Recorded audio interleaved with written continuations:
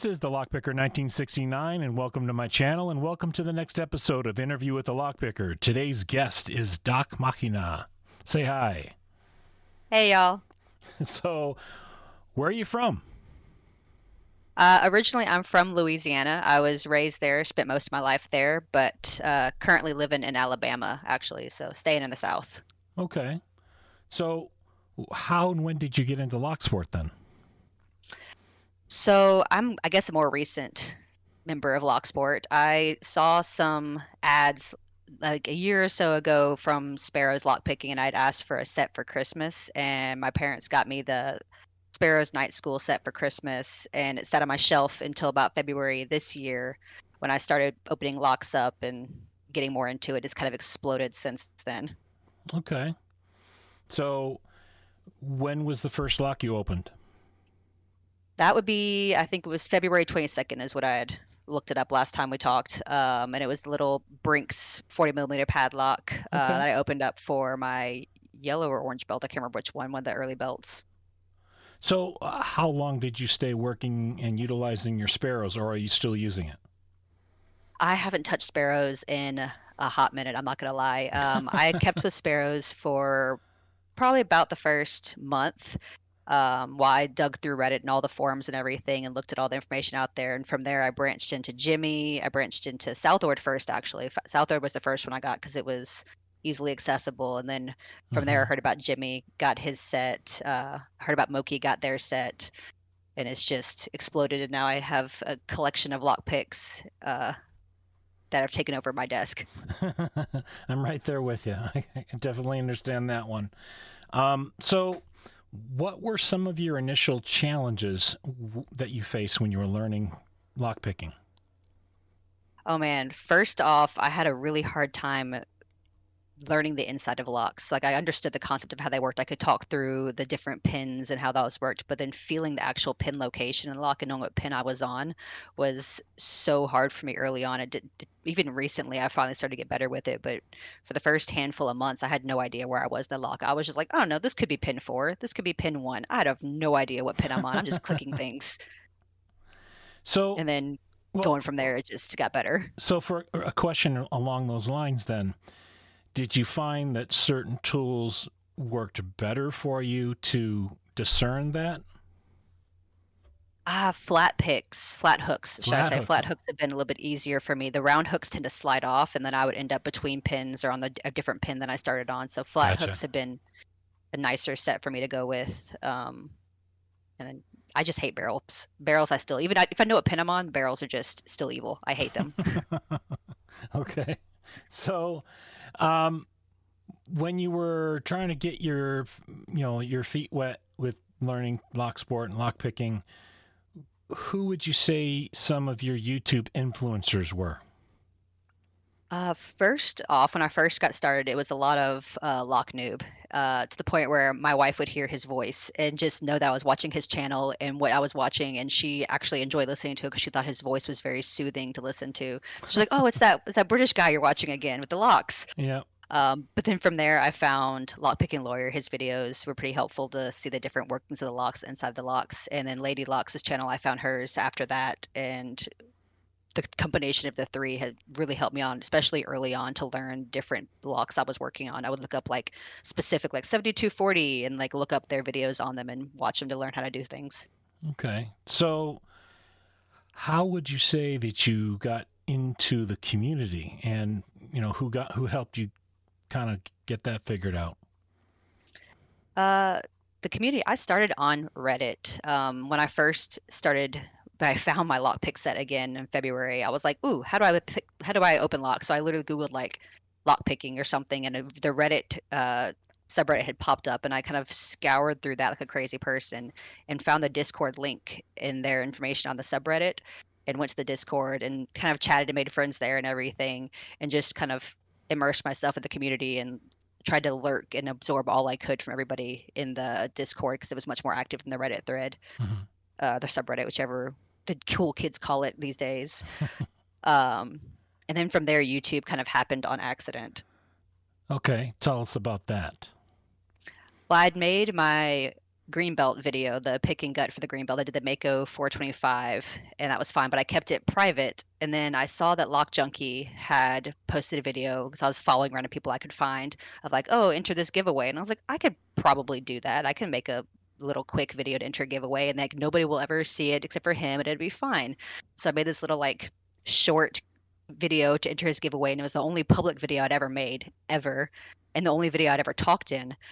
And I posted it, and he like immediately, because apparently I was the first one to enter his giveaway. I saw it just the right time. He immediately like commented on it, replied to it, and then like promoted my one video channel of like, hey guys, go follow this locksporter, new person in the community, da da da da da. And I was like, wait, no, wait, I didn't mean for this to happen. You're committed now. And yeah, then I couldn't let him down because he had promoted me and done all this stuff. So I was like, well, now I have to make YouTube videos. So then I just kept going from there. Uh, you're in deep now. And now, yeah, now here we are. It's all right. So you mentioned that you are pursuing your black belt. Can you tell us a little bit about your journey in pursuing your belt? Yes, the black belt has been elusive, and I'm working towards it slowly. I'm planning on picking the gold Z that I've been progressive pinning up to 3 pins now and got stuck at. I also worked on the safe lock or the safe dial for the one of the quests, and I got it open the first time, and I was very excited about it. And then I had my wife scramble it so I could get it open a second time and make sure I document it very carefully and make sure I understood exactly how I got it open, what was going on, and I didn't want to just like, oh, I got it, but then I realized I didn't like understand the process. I just kind of got lucky with it. And then I'm also doing the key impressioning that I've been working on. Burn B1 sent me a key or a SC1 kit key that he had soldered shut, so I couldn't prove that I couldn't open it or anything like that. And I'm almost done with the key, I think. And then my second lock, I'm working on the 700 that I've also been progressive pinning kind of back and forth with the Goal Z. So I'm working on it. Trucker's been talking me through it, so I've had help with a bunch of people and everything. It's just been between work and not having time, slow process. A lot of great people that you're naming off there. Yes, they have been carrying me through. So, for your blue belt, you had to do a challenge lock. Can you tell us about that? Yeah, that was a fun experience in getting handcraft and kind of learning how to make things that I had never done before. I didn't have, I still don't have like hand tools and things like that. Like I had ordered nail files, like the things you file it down with and things like that. I don't have a Dremel, so we have a little like nail file for our dog that's like a little automatic spinning nail file thing that I had like modified to put pins in, so that would spin the pins. So I could like file the pins down. The dog thought I was crazy. And I just sat on my living room floor because I didn't even have I think I was on the living room floor just like filing away these little pins with the dog's nail file until I had a challenge lock that I put together. I made it out of I think a Dorma cylinder lock. And then I sent it off to Pickle Slice, and he said it worked well, and he enjoyed picking it. And since then, I think it's gone to loose, and I think Lock Junkie has it now. He just picked it, and I named it the Intern because it was my first one, and I had just finished my intern year. Okay, I could just, you're talking about your improvised turning tool, and I can just see the dog giving you the look and you saying to the dog, don't judge me. 100% what happened. She was like on her bed next to me watching me use her nail file because whenever we busted out, we give her treats to file her nails down. So she was like, why are you using that and not giving me treats? And also, what are you doing? That's cool. Did you make any more challenge locks after that one, or? I haven't yet. I have a bunch of cylinders that I've collected that I'm going to turn into challenge locks, but I'm waiting to get like an actual dribble or some kind of actual rotary tool, so I'm not just sitting there hand filing them with my dog's nail file again. I do have plans for them. I just haven't made any more yet. Okay. So you have picked challenge locks though, and you said you enjoyed those. Can you talk about that a bit? Yeah, so I do love picking challenge locks. I'm currently working on, I think, 3 or 4 from Left Hand Loki that I have not managed to get a single one of them open, and it's driving me insane. But I do love picking challenge locks. A couple of people have sent me theirs as their first time lock, and that was really fun to get to like pick the first time person's lock and kind of see how all that works, and it was really cool. But it's been a honestly really fun journey to see how everybody else makes their challenge locks and Yeah. compare it to like how my process was, and just to see the different creativity. John Holistic had made me one that he sent me a while back that was super fun to pick. He made those springs so miserably strong that it was like I felt like I was going to break either my pick or the springs, but it was a really fun pick. That's yeah. There's a lot of evil out there, especially if you're picking locks and from Jay Gabriel. He's an evil mad scientist himself. So. I have heard. I haven't got any of his Oh my yeah. hands on any of his yet, but I've heard the horror stories. Oh yeah. So you mentioned doing belt videos, and that's how you got your channel started. What's the future of your channel going to be like? I think it's gonna continue along the same track where I'm at. I don't plan on doing any crazy monetization or anything like that. I'm just really like to document my journey and be part of the community and share videos, join giveaways, things like that, and make friends with the people online. So I think I'm gonna keep doing the same where I just post the videos of the locks I'm picking, or like here's some shorts of this fun little thing I did or this cool lock I found, and just kind of keep it where it's been and just keep going with what I've got. Okay. So you mentioned being an intern, and you're a doctor, correct? That is correct. What's that all about? Currently exhausting. Still in residency. I'm a third year family medicine resident. So, for those who don't know, you graduate medical school, you get your MD or DO. So, you are a physician, but you're not board certified. You haven't completed your specialized training. So, after you finish medical school and you're like, hey, I'm a doctor, they're like, great, now go do more training so you could be a certain kind of doctor. So I managed to get myself into a family medicine residency here in Alabama. That's why I'm here. And it's a 3-year program where you do primary care, hospital care, everything about family medicine, which is a lot. You cover a lot of bases. And I've been really enjoying it. And then once I finish off this year, I applied to sports medicine fellowship, which would be an extra year of specialization if I get it. And we'll kind of go from there and see what happens. So, are there any parallels between locksport and the skills you use there with being a doctor or medicine? I guess some. You have to use very fine hand motions for certain procedures we would do in clinic. I'm not a surgeon, so I'm not in there like doing derm procedures or anything like fancy surgical things, but we do like some minor surgical procedures in clinic. We do like skin tag removals, or you do like abscess, gross things like that. But so there's like the fine motor skills you have to have, and the grips. That's why I like Jimmy Long's picks so much, because he uses the scalpel as a basis for his grips, Yep. and it is the most comfortable thing. Because if I've used scalpels and they're not always the most comfortable, but the way he does it makes it better. I wish they made scalpels like he makes his picks, honestly. Well, you should drop him a line and tell him that he definitely has a thing he could make scalpel handles that doctors would probably enjoy. 100%. He should definitely look into that avenue. I think he would get some fans. Definitely. All right. So, do you have any thank yous that you'd like to give to any other lock sporters specifically? Ab- Absolutely. I mean, Lock Junkie for sure, since he's dragged me into this YouTube world, but also he's been there since day one, very much a ride or die. He's like we talk all the time, we keep in touch. He's a lot of fun. He's always so optimistic, and just very like uh motivating, and just keeps behind you. And I mean, he's just a great wingman to have in your corner. He's so much fun to talk to. Um, I don't know. I just love his videos, and he's been a great friend and a great role model, I want to say, for being optimistic and happy, and just Mm-hmm. making everybody else happy. And of course, my Otter Star Ranch boys, Otter Arms himself, Left Hand Loki, Cease to Do. Those are my boys. They've helped me out a ton. They keep me going. We have a little chat where we just complain about everything going on in life, and then we send each other locks back and forth like crazy. So those guys are great. Lady Locks for being a fantastic role model, and also just being a huge help for me as I've been getting started out and being a female in lock picking world, but also she's just been a great person to reach out to and be very helpful. Yeah, And she then is. I mean, she's great. And then my man Yeah. Trucker, who's been helping me get through these black belt locks that have been kicking my butt for months. he is a trip. I enjoy talking with him too. Stu is definitely a character. He's actually a fellow Michigander. We met and he Yeah. did his interviews in person, and I'm hoping we can get together and do some challenge lock evil together. So hopefully Oh, that's scary. hopefully that'll happen sometime soon. He So, got me into handcuffs, so he is also an evil genius. yeah, I kept telling him when he was doing his early videos, I'm like, well, I want to see you do it with a paperclip.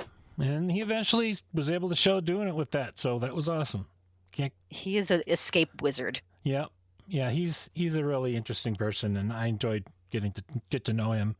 Um, all right, so are there any other people you want to thank while you got the I mean, mic? the whole lot community has been so welcoming and so great. I mean, Yeah. I don't have anybody else specific to name, just everybody's been great. Okay. So you, I mean, how you have any time for anything other than lockpicking and being a doctor and doing your residency, I don't know, but you seem to find time for gaming. Can you talk about that a little bit?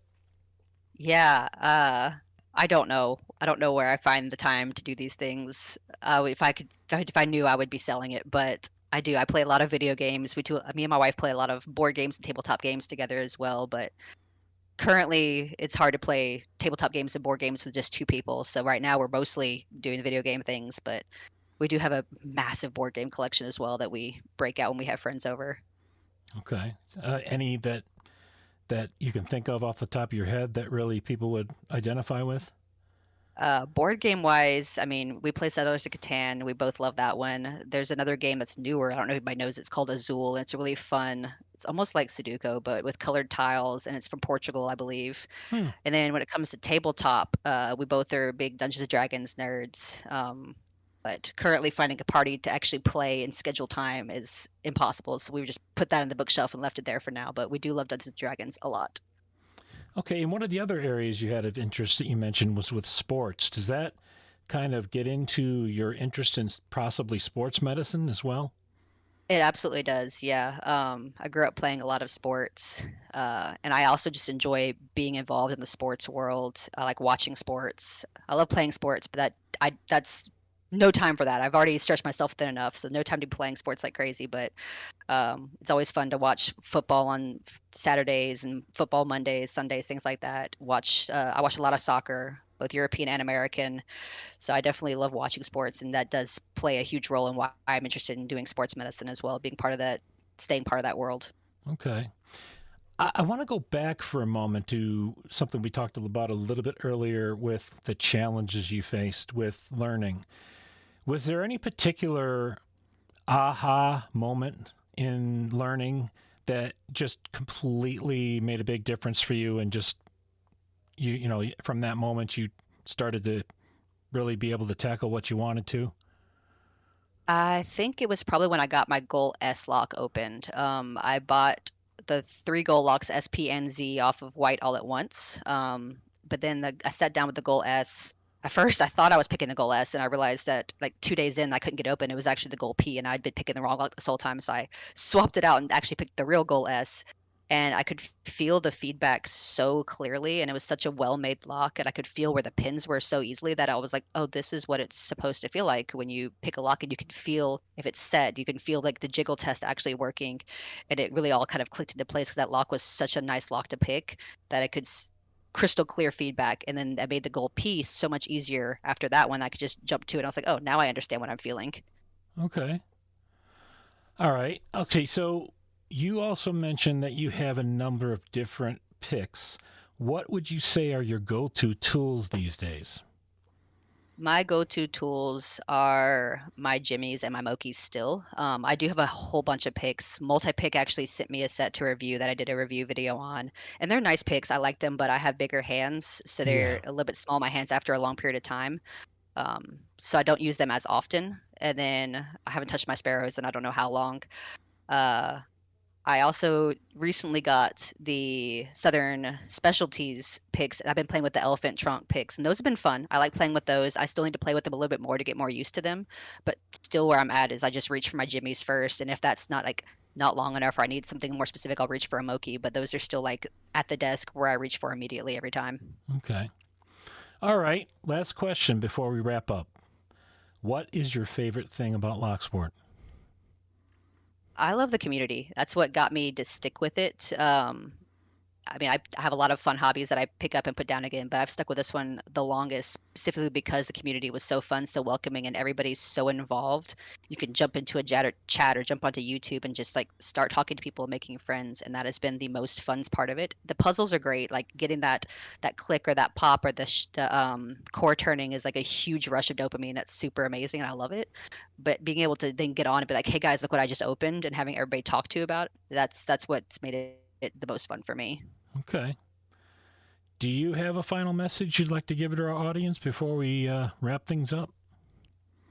Yeah, I think we should all take a page out of Lock Junkie's book and just stay positive and have a lot of fun and work on spreading positivity. There's a lot of new people in the sport, a lot of new people finding the different discords and channels and things like that. And I think it's great to see how the community is growing and like how much everybody's still helping each other. But I hope it stays positive and stays this it feels like this close knit community where we all help each other out. And I want that positivity to stay there and that community feeling to stay there. So I hope we can keep that going. Yeah, I do too. And as somebody who reviews a lot of people that are trying to join, like the lockpicking forum or group on Facebook, I've seen this huge influx lately of new people coming in.